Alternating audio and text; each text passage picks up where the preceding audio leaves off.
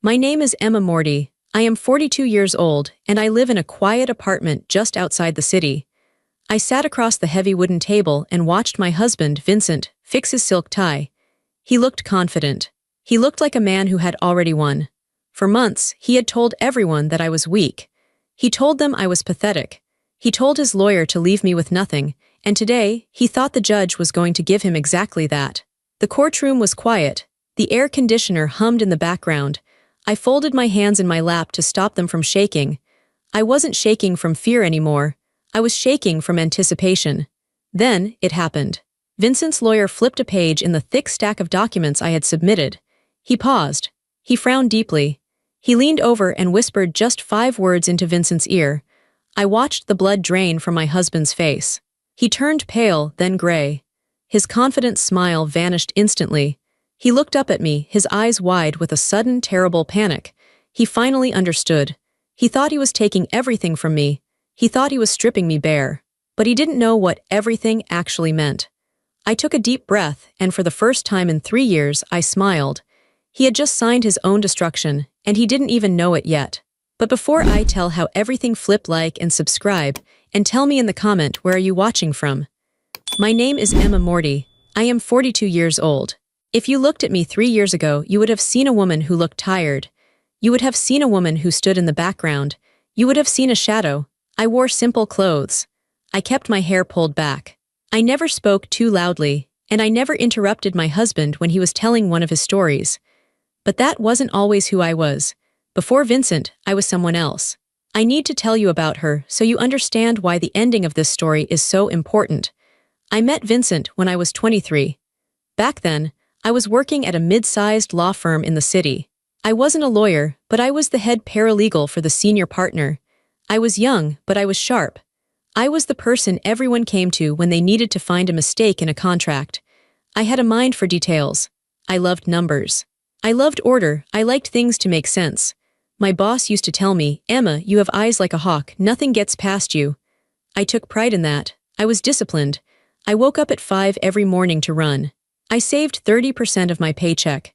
I had my own apartment, small but clean, paid for with my own money. I was building a life that was solid. I didn't like risks, I liked safety.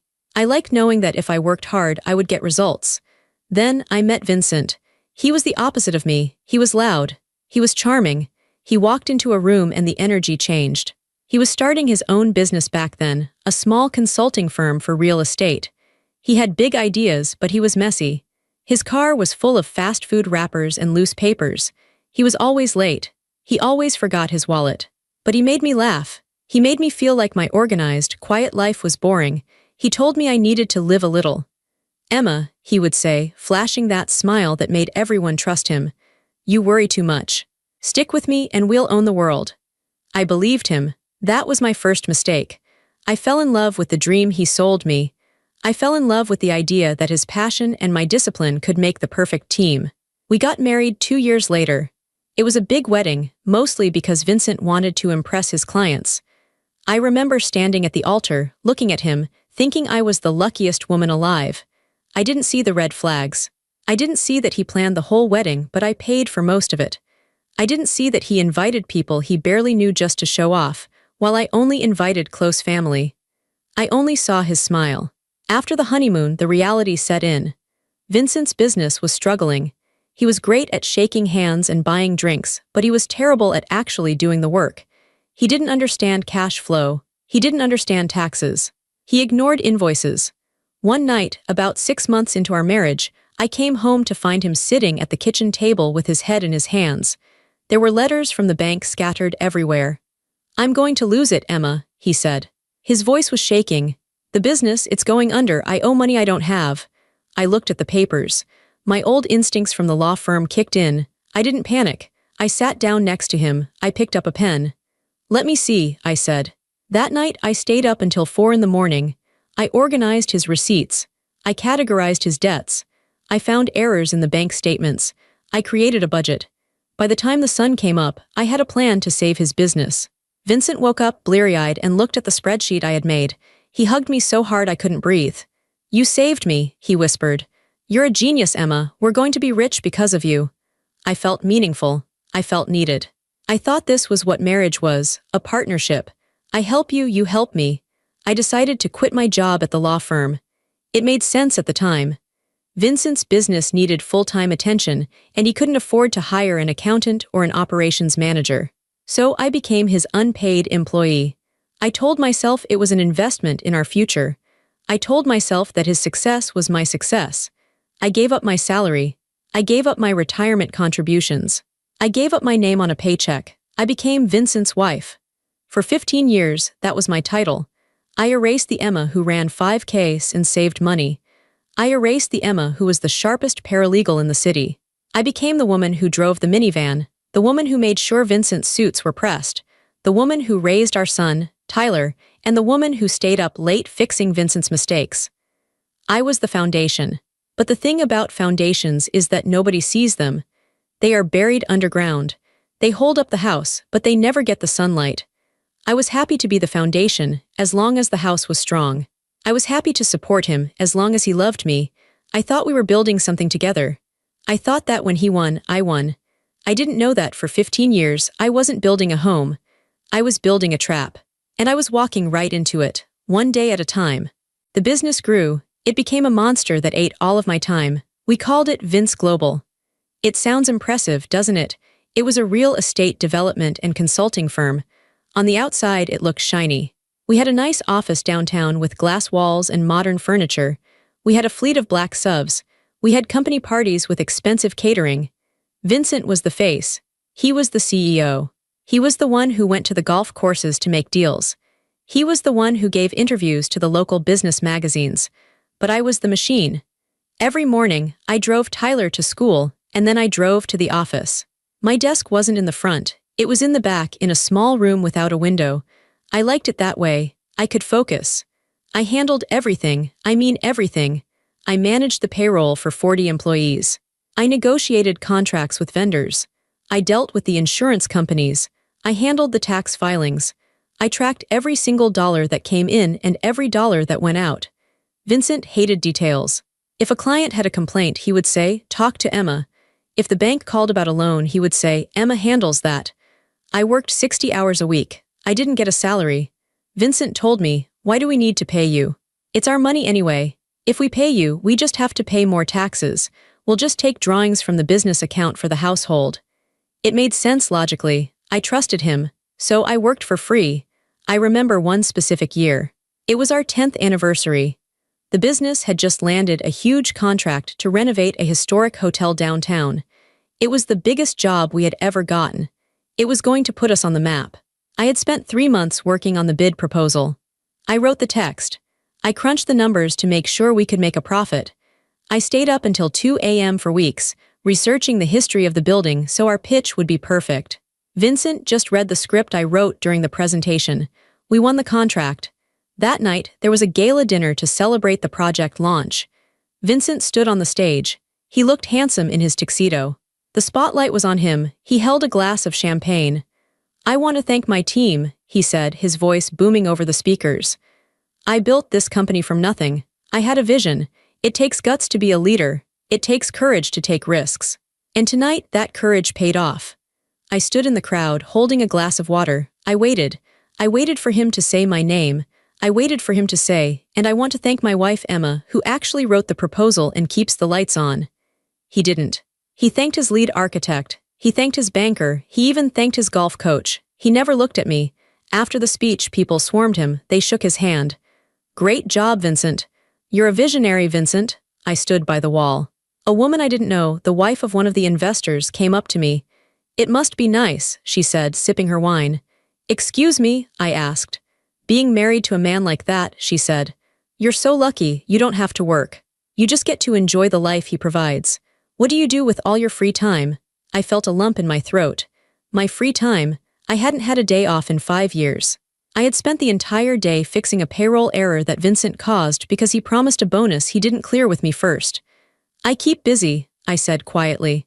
"Well, you're lucky," she repeated and walked away. That was my life. I was the invisible engine.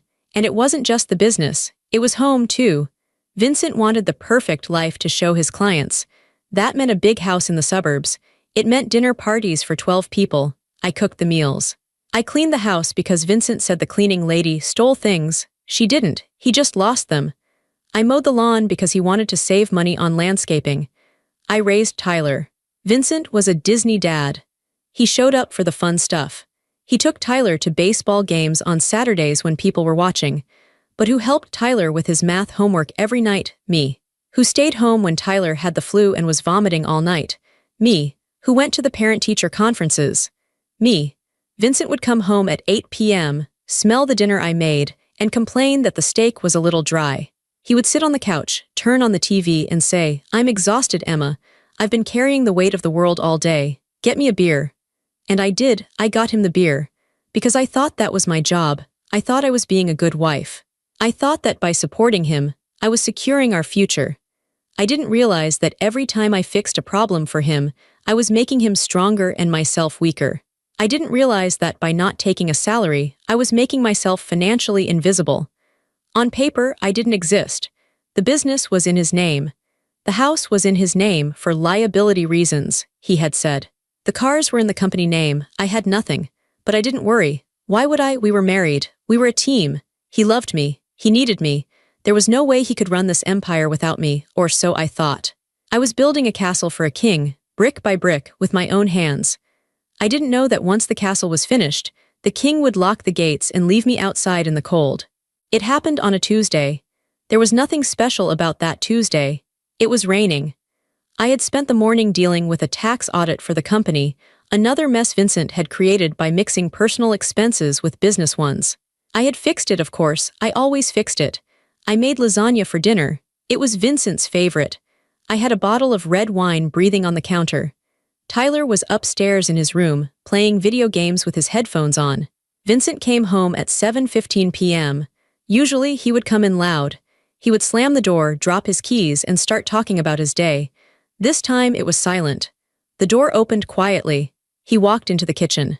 He was wearing his expensive gray suit, the one I had picked up from the dry cleaners yesterday. He didn't look at me. He didn't look at the lasagna.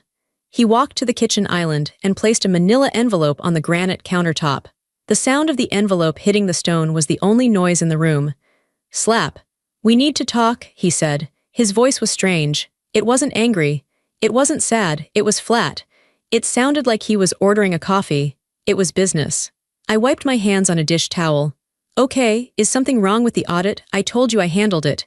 "It's not the audit," he said. He still wouldn't look at me. He was looking at the refrigerator. "I want a divorce." The world stopped. I didn't breathe, I didn't blink. The words hung in the air like smoke. "What?" I whispered. "I want a divorce," he repeated. He finally looked at me. His eyes were cold. There was no love in them. There wasn't even hate. There was just nothing. It was like looking at a stranger. "Vincent, what are you talking about?" I moved toward him. "Is this a joke? Are you stressed? We can." "It's not a joke, Emma," he cut me off. "I'm done. I've been unhappy for a long time. We've grown apart. You're boring. You're always tired. You're always nagging me about money and numbers. I need someone who matches my energy. I need someone who inspires me." Boring? Tired? I was tired because I ran his entire life. I was nagging because I was trying to keep him from going bankrupt. "I have a lawyer," he said, tapping the envelope. "These are the papers. I suggest you sign them. I want to make this quick." I reached out and opened the envelope. My hands were shaking so bad I almost ripped the paper. I pulled out the document. It was a separation agreement. I scanned it. My legal training came back, fighting through the shock. I read the terms. The husband retains sole ownership of the marital home. The husband retains 100% of Vince Global and all associated assets. The husband retains the vacation property. The husband retains all vehicles. The wife receives a one-time payout of $10,000. I looked up at him, my mouth open. "Vincent, this says you keep everything. The house, the business. I built that business with you.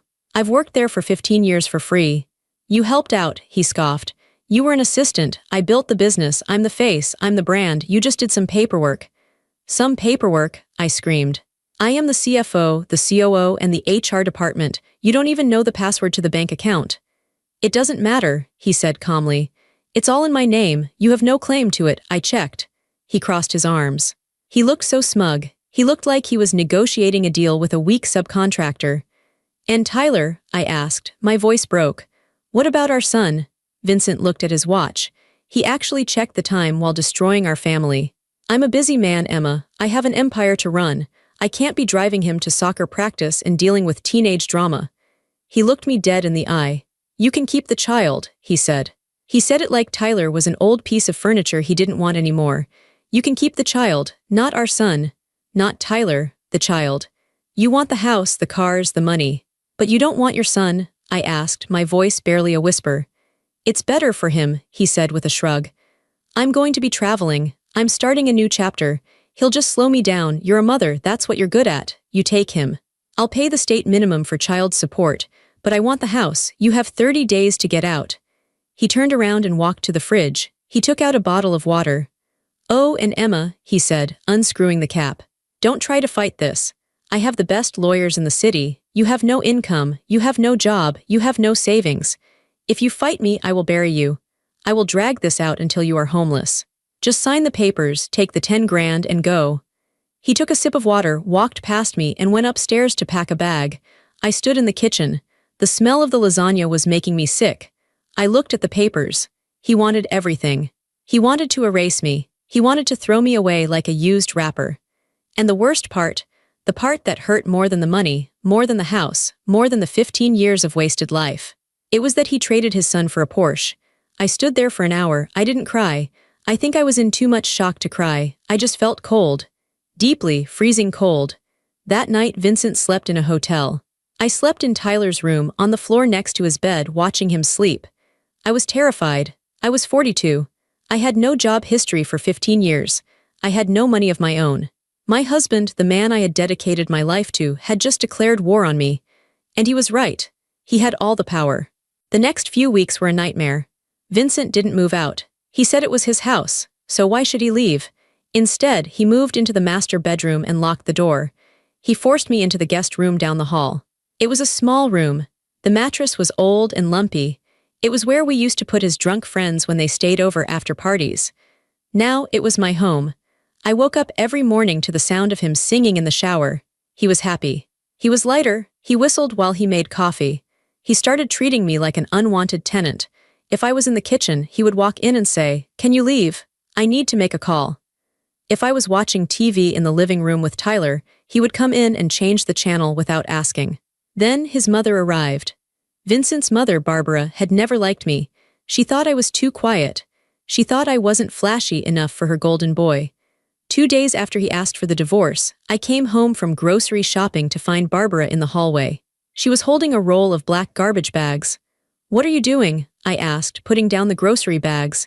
"Helping Vincent clean up," she said, sniffing the air as if I smelled bad. "He needs space for his new life. We're packing up your things." My heart hammered in my chest.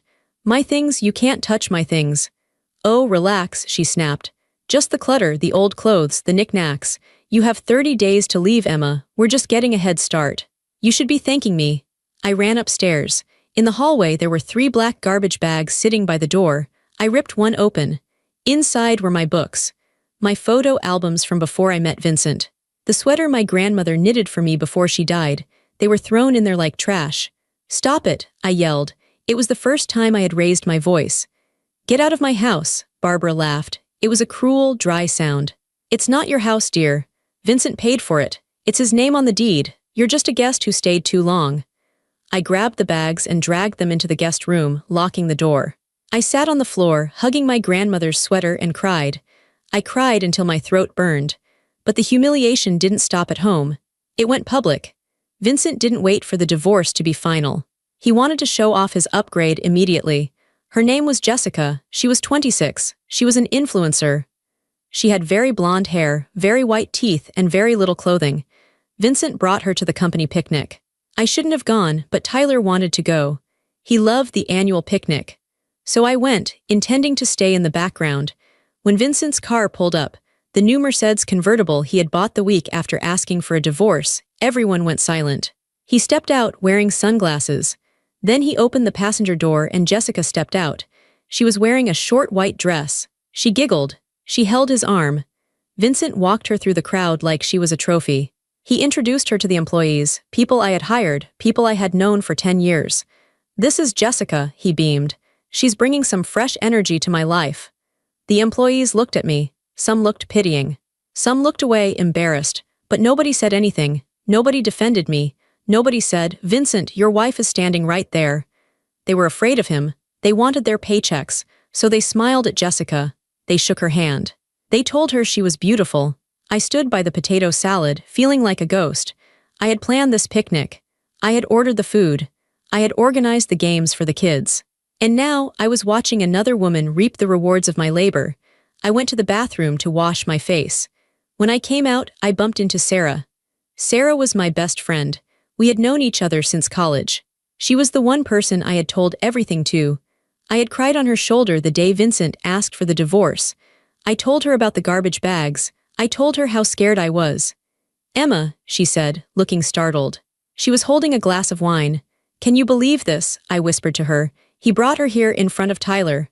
Sarah looked down at her shoes. She didn't look angry. She looked guilty. "Well," Sarah said slowly, "you have to admit, Emma. You and Vincent have been unhappy for a while. Maybe he just needs to be happy. Jessica seems nice." I felt like I had been punched in the stomach. "Nice," I stared at her. "He's cheating on me. He's kicking me and Tyler out of our house. He threw my things in garbage bags." "Look," Sarah said, her voice getting harder. "Vincent is a powerful man, Emma. He has a lot of connections. My husband does business with him. I can't just cut him off because you guys are having issues. You need to be realistic. You're being a bit dramatic about all this." She patted my arm. It felt like a slap. "Maybe you should just sign the papers," she added. "Don't make a scene. It's embarrassing." She walked away. She walked right over to Vincent and Jessica, and I watched her laugh at something Jessica said. I stood alone in the middle of the park. The sun was shining, music was playing, and people were eating the food I ordered. I realized then that I was truly alone. My husband was gone. My home was being taken. My credit was his. My friends were his. Even my history was being rewritten by his mother. I looked over at Tyler. He was sitting on a bench, alone, eating a hot dog. He wasn't playing with the other kids. He was watching his father hold Jessica's hand. He looked small. He looked broken. That was the moment the sadness turned into something else. I looked at Vincent, laughing with his head thrown back. He thought he had crushed me. He thought I was weak. He thought that by taking my money and my friends, he could make me disappear. He forgot one thing. He forgot that I was the one who fixed his messes. He forgot that I was the one who knew where the bodies were buried. He forgot that while he was the face of the company, I was the brain. I wiped my tears. I straightened my back. I walked over to Tyler, took his hand and said, "Come on, we're going home." I wasn't going to cry anymore. It was time to remember who I was before him, and it was time to show him what happens when the foundation decides to shake the house. I could handle the insults. I could handle the garbage bags. I could even handle seeing my husband parade his new girlfriend around like a prize. But I knew where Vincent would strike next. He knew that the only thing I loved more than my dignity was our son, Tyler. Tyler was 14. It is a difficult age for a boy. He was trying to figure out how to be a man. And unfortunately, the only man he had to look up to was his father. For years, I was the one who was there. I was the one who drove him to practice, checked his homework, and made sure he ate vegetables. I was the bad cop because I had rules. Vincent was the good cop because he was never there, and when he was, he brought gifts. After the picnic, things changed in the house. Vincent started a campaign to turn Tyler against me. It wasn't subtle, it was brutal. One Friday afternoon, I was in the kitchen making a sandwich for Tyler. He usually got home at 3:30. I heard the front door open, but I didn't hear the usual thud of his backpack. "Hey Ty," I called out. "I made turkey and Swiss." Tyler walked into the kitchen. He wasn't wearing his backpack. He was wearing a brand new leather jacket. It was expensive, too expensive for a 14-year-old. He was also holding a new iPhone, the latest model. He looked at me with a strange expression. It was a mix of defiance and pity. "Dad bought it for me," he said, seeing my eyes on the jacket. "It's nice," I said, trying to keep my voice steady. "But Tyler, we talked about expensive gifts. You have a perfectly good coat." "Dad said you'd say that," Tyler snapped. He crossed his arms. "Dad said you're just jealous because you can't afford to buy me nice things. He said you want us to be poor." I froze. The knife twisted in my gut. "Tyler, that is not true," I said softly. "I want you to be happy. But money isn't everything." "That's what losers say," Tyler said. I gasped. "Excuse me." "Dad said you're a loser," Tyler said, his voice rising.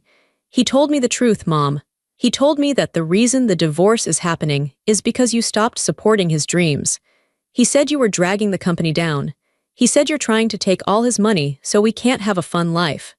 My hands shook as I set the knife down on the counter. Vincent was rewriting reality. He was poisoning my son's mind. Tyler, your father is. He has his own version of things, I said. But I have always supported this family. I worked every day for that company. Dad says you just did paperwork, Tyler scoffed. He says Jessica is cool, she has a Porsche. She said she's going to take me to a concert next week. Front row. He looked at me with disgust. Why do you have to be so difficult, Mom? Just sign the papers. Dad said if you just sign the papers, he can buy me a dirt bike. But if you fight him, he has to spend the dirt bike money on lawyers. There it was, bribery. Vincent was buying my son's loyalty with a dirt bike. I am fighting for what is fair, Tyler, I said. I am fighting for our future. You're fighting for yourself, Tyler shouted. I hate you. I want to live with Dad. He's a winner. You're just sad. He stormed out of the kitchen. He slammed his bedroom door so hard the pictures on the wall rattled. I stood in the silence of the kitchen. That was the moment something broke inside me. It wasn't my heart. My heart had already broken weeks ago. This was something else. It was my fear. For weeks I had been afraid of being poor, afraid of being alone, afraid of losing my status. But hearing my own son call me a loser because his father bribed him, that replaced my fear with cold, hard anger. Vincent had crossed a line. He hadn't just cheated on me. He hadn't just stolen my money. He had stolen my son's respect. He was using our child as a weapon to get a better divorce settlement. I walked to the sink and washed my face with cold water. I looked at my reflection in the window. I looked tired. I looked sad. No more, I whispered to the glass. Vincent wanted a war. He thought he had already won because he had the loud voice and the big checkbook. He thought I was just the quiet wife who did the filing. But he forgot something. I was the one who did the filing. I was the one who saw the numbers. I dried my face. I didn't go upstairs to comfort Tyler. He needed time. Instead, I went to the guest room and pulled a small, locked box out from under the bed. Vincent thought he was a king, but kings get overthrown when they treat their subjects like dirt. He wanted to play dirty? Fine. I wouldn't play dirty, I would play smart. I opened the box. Inside was a USB drive. I held it in my hand. It was small, silver, and cold. To anyone else, it looked like a piece of plastic. To me, it was a nuclear bomb. Vincent had turned my son against me. He had made me the villain in my own house. He wanted to take everything. Well, he was about to get exactly what he asked for. To understand how I beat him, you have to understand what I found 3 years ago. It was a Thursday night. Vincent was out entertaining clients, which I later learned meant gambling at the casino and buying drinks for women half his age. I was at the office, late, as usual. I was preparing the quarterly tax filings. Vincent had been acting strange about the mail lately. He had redirected the bank statements to a PO box that he said was more secure. He told me he wanted to handle the big picture finances now. He said I was too bogged down in the details. But I knew Vincent. He didn't handle details. I had a bad feeling, so I did something I had never done before. I hacked into his email. It wasn't hard. His password was his own name followed by 1. Vincentone. He was that arrogant. I logged in, expecting maybe to find emails to another woman. I found those, yes, but I found something much worse. I found emails from the bank. I opened one. It was a foreclosure warning. My heart stopped. Foreclosure on the commercial building, but we were making money. I saw the revenue coming in every month. I dug deeper. I spent the next 6 hours going through every single folder in his digital life, and what I found made me sick to my stomach. Vince Global was a lie. Yes, money was coming in, but Vincent was spending it faster than we could make it. And he wasn't just spending it, he was borrowing against it. He had taken out 3 separate loans on the business that I didn't know about. He had forged my signature on 2 of them. He had a second mortgage on our house. A huge one. He had taken out $400,000 in equity 2 years ago. Where did the money go? Gambling. I found statements from online betting sites. He had lost $50,000 in a single weekend. He had lost hundreds of thousands over the years. But it got worse. He was using new loans to pay off old loans. It was a Ponzi scheme, but he was the only investor and the only victim. He was shuffling money around to make it look like we were profitable, but we were drowning. The empire was hollow. It was a shell. The business had $2 million in assets, but it had $4 million in debt. The house was underwater, we owed more than it was worth. If the creditors called in their loans today, we would be destitute. I sat in that office chair, shivering. My husband wasn't just a bad partner, he was a financial criminal. And because my name was on the original incorporation papers, I could be liable too. That night, 3 years ago, I almost confronted him. I almost screamed at him when he walked through the door. But I stopped myself. If I confronted him, he would deny it. He would gaslight me. Or worse, he would panic and do something even more reckless to try and fix it. He would drain the last few dollars we had. And if I divorced him then, the court would look at our assets. They would see the business and the house. They would split everything 50/50, which meant I would get 50% of his debt. I would be ruined. I would lose my credit score. I would be working until I was 80 just to pay for his gambling. So I stayed quiet. I played the role of the dutiful wife. But secretly, I started building a firewall. I stopped putting my name on anything new. When he needed a signature for a refinance, I pretended to be sick or busy or incompetent until he got frustrated and found a way to do it without me, usually illegally, which just dug his grave deeper. I started saving every penny of cash I could get my hands on. Grocery money he gave me, I saved half. Birthday money, saved. I became a spy in my own marriage. I tracked the collapse. Over the last 3 years, the hole got bigger. He stopped paying the payroll taxes, a federal crime. He stopped paying the vendors. He was robbing Peter to pay Paul, and Paul was getting impatient. By the time he asked for a divorce, Vince Global was technically bankrupt. It just hadn't been declared yet. He was living on credit cards and prayers. But here is the twist. Vincent didn't think I knew. He thought I was just the paperwork girl. He thought he had hidden the mail well enough. He believed his own lie. He walked around in his expensive suits, driving his leased car, believing he was a millionaire. He truly thought his company was worth millions. He ignored the debt letters. He lived in a fantasy world where he was the king. So when he handed me those divorce papers, demanding everything, he thought he was stealing a gold mine from me. He didn't know he was stealing a burning building. He wanted the business. He wanted the house. He wanted the assets. I realized then that this wasn't a tragedy. It was an opportunity. If I fought him for half, I would get half the debt. But if I let him win, if I let him take everything, then he would take the debt too. He was handing me a lifeboat and handcuffing himself to the Titanic. I just had to make sure he didn't realize it until the ship went down. The strategy was simple. Give him what he wants, but make it look like it's killing me. Vincent needed to feel like he was winning. His ego was his biggest weakness. If I offered him the business, he would be suspicious. But if I fought for it, and then he beat me, he would take it with a smile. First, I had to protect myself and Tyler. I had a small inheritance from my aunt that I had received 5 years ago. It wasn't millions, but it was enough to start over, about $150,000. Vincent knew about it, but he had forgotten. He was so focused on big deals that he didn't care about my little money. I went to a lawyer quietly. I didn't go to a high-powered divorce shark. I went to an old friend from my law firm days, a woman named Karen. She was smart, quiet, and vicious when she needed to be. "Karen," I said, sitting in her small office. "I need to give my husband everything." She looked at me over her glasses. "Emma, usually people come here asking to get everything. You want to give it away. I want him to take the business. I want him to take the house. I want him to take the cars," I said. "And in exchange, I want him to assume 100% of the liabilities associated with those assets. I want an indemnification clause so thick it could stop a bullet. I want it to say that I am not responsible for any debt, past, present, or future, related to Vince Global or the marital home." Karen looked at me confused. "But Emma, isn't the business worth millions?" I smiled. I pulled out my USB drive and handed it to her. "Look at the balance sheet."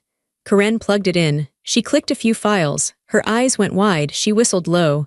"Oh my God," she whispered. "He's insolvent. He's drowning." "Exactly," I said. "He doesn't read the reports. He thinks he's rich.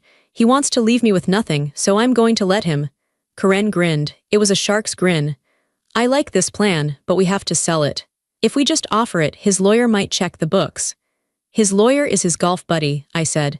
"He's a personal injury lawyer. He doesn't know corporate finance, and Vincent is too arrogant to let anyone look at his books, even his own lawyer. He'll tell him it's fine." "Okay," Karen said. And what about the inheritance? Put it in an irrevocable trust for Tyler, I said, for his education. Make me the trustee. If it's in a trust for the child, Vincent can't touch it. He said he doesn't want custody, remember? He can't demand the child's money. We spent the next week drafting the paperwork. It was a masterpiece of legal trap setting. The agreement stated that Vincent would retain sole ownership of Vince Global, acting as CEO and president, entitled to all profits, revenue, and assets. It sounded prestigious. But the next paragraph said, the husband agrees to assume sole responsibility for all liabilities, loans, mortgages, tax liens, and encumbrances attached to said entities, holding the wife harmless. It was a standard clause, but in this case, it was a death sentence. During this time, I played my part at home. I walked around looking defeated. I wore old sweatpants. I let Vincent see me crying. I thought about my grandmother to make the tears real. When Vincent saw me crying, he would smirk. It's hard, isn't it, Emma? He said one night, stepping over a box I was packing.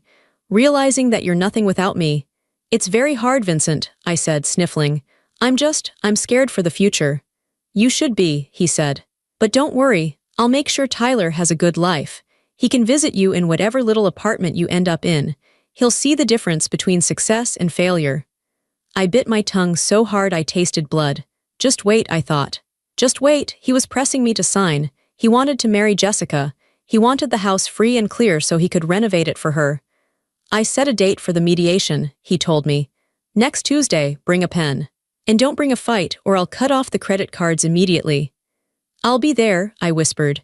I spent the weekend organizing my files. I made copies of everything. The tax fraud, the gambling debts, the hidden loans. I put them all in a safe deposit box at a bank Vincent didn't use. I wasn't just planning a divorce. I was planning an escape. The trap was set. All I needed was for the mouse to be hungry enough to snap it. And Vincent. He was starving for validation. He was starving to prove he had won. He was about to eat the cheese, and the metal bar was going to come down on his neck. The conference room was cold. It smelled of floor polish and stale coffee. Vincent sat at the head of the table. He was wearing a navy blue suit that I knew cost $3,000. He had a gold watch on his wrist. Jessica wasn't there, thank God. But his lawyer, a man named Bob who smelled like cigar smoke, was next to him. I sat on the side next to Karen. I wore a plain gray cardigan. I kept my head down. Let's make this quick, Vincent said, checking his watch. I have a tea time at 2. We have reviewed the proposal, Karen said, her voice calm. Emma is willing to agree to the majority of your terms. Vincent raised an eyebrow. He looked surprised. He expected a screaming match. Oh, she came to her senses. She acknowledges that you built the business, Karen continued. She knows she cannot run it without you. She is willing to waive her claim to Vince Global. Vincent sat back, a smug smile spreading across his face. Finally, some honesty. However, Karen said, she is concerned about her financial security. She is giving up a lot of potential equity. She's giving up nothing because she did nothing, Vincent snapped. She wants to keep her personal inheritance, Karen said. And she wants to keep her $401,000 from before the marriage. In exchange, she will sign over the house, the business, the cars, and the vacation property. Vincent laughed. He looked at Bob. Can you believe this? She wants to keep her little piggy bank. Fine, how much is it? $100,000, I make that in a month. He didn't make that in a month. He lost that in a month. But he couldn't help bragging. So, we have a deal, Bob asked. One detail, Karen said. She slid the thick document across the table. Since Emma is giving up all rights to the assets, we need to make sure the separation is total. This clause here says you take all the debt associated with the business and house. Clean break. She walks away with nothing, but she owes nothing. Vincent didn't even read the paragraph. He just heard she walks away with nothing. Fine, fine, Vincent said, waving his hand. I'll take the debt. What is it? A mortgage? A car payment? I can handle it. I'm the one with the cash flow. Bob, the lawyer, should have paused. He should have asked for a current balance sheet. He should have asked to see the books. But Bob was lazy and Vincent was rushing him. It looks standard, Bob said, shrugging. I just want to be done, I said, my voice trembling. I looked up at Vincent with tears in my eyes.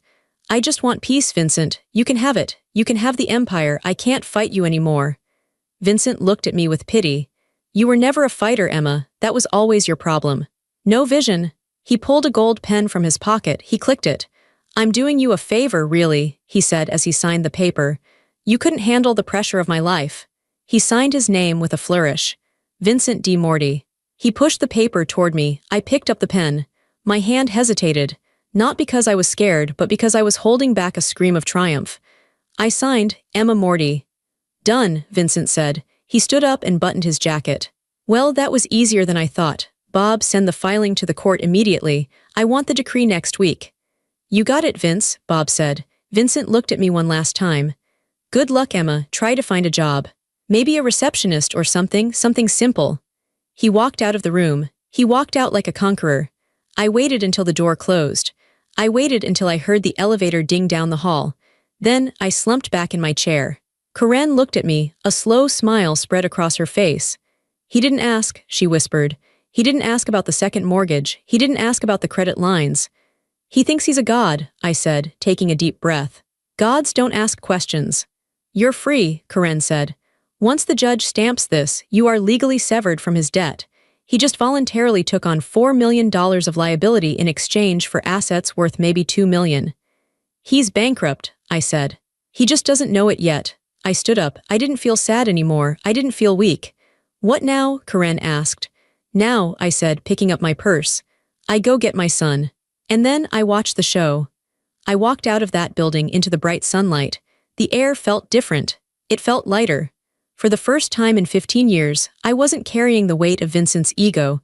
I wasn't carrying the weight of his lies.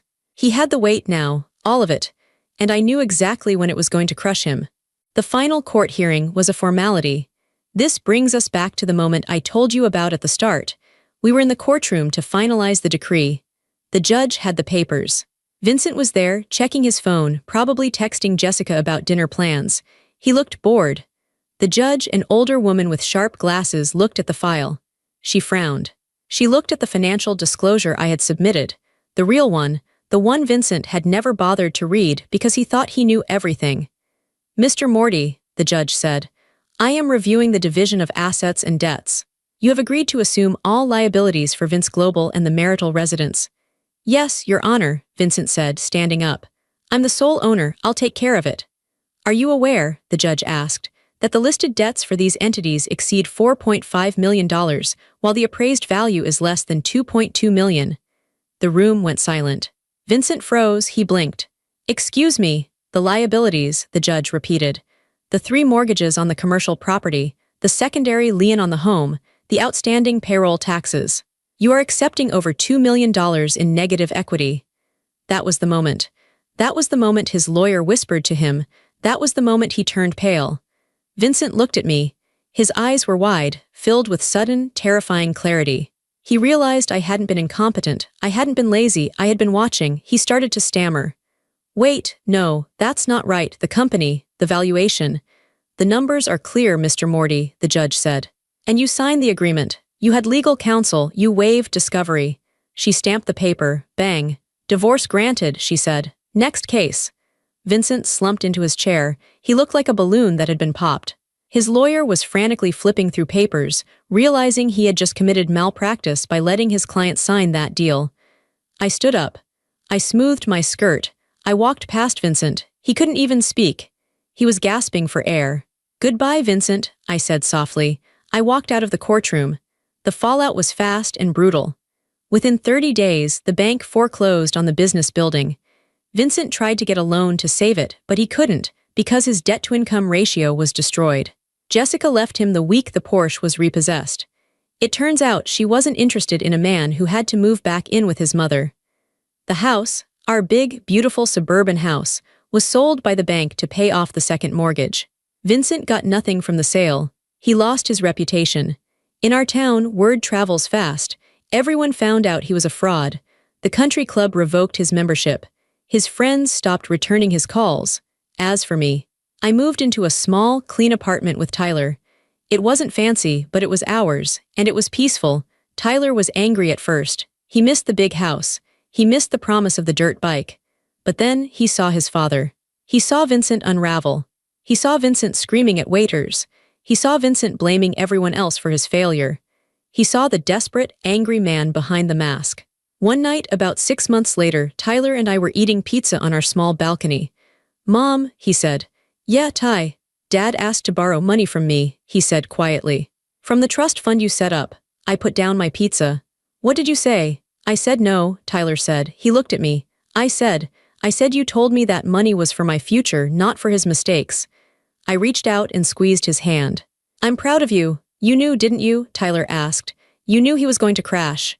I knew, I said. You're smart, Mom, he said. It was the first time he had complimented me in 2 years. You're really smart, I smiled. I'm just organized, honey. I went back to work, a real job this time. I got hired as an operations manager for a logistics company. They paid me a full salary. They gave me benefits. They respected me. I drive a Honda now. It's reliable. I pay my bills on time. I have savings in the bank. Sometimes I see Vincent around town. He looks older. He looks tired.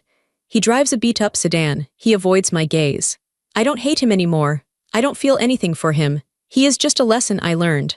I learned that silence isn't weakness. I learned that dignity is worth more than a mansion. And I learned that the most dangerous person in the room isn't the one shouting.